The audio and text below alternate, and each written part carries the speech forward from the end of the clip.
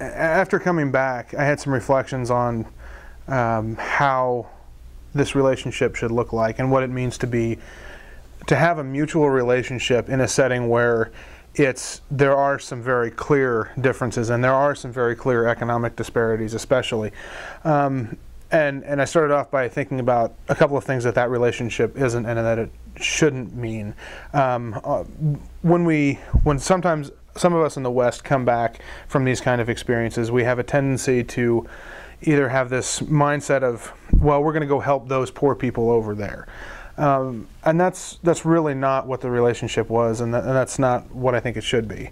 One of the other reactions that many of us have is to say, oh, look at how God has so richly blessed us here in the U.S. Aren't we such good Christians?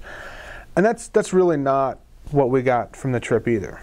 And the third way that I see many people feeling is to feel guilty in saying, well, we have so much stuff and they have so little. I feel this burden that we shouldn't have this. And I don't even mean that in terms of the relationship. The best analogy that I have is that it feels more like a marriage relationship.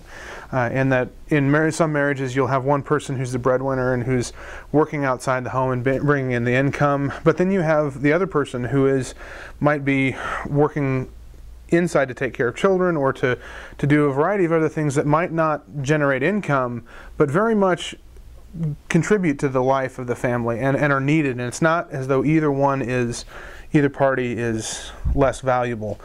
And even the people bringing in the money, they share it freely, not out of obligation or guilt, but because that's what it means to be a family.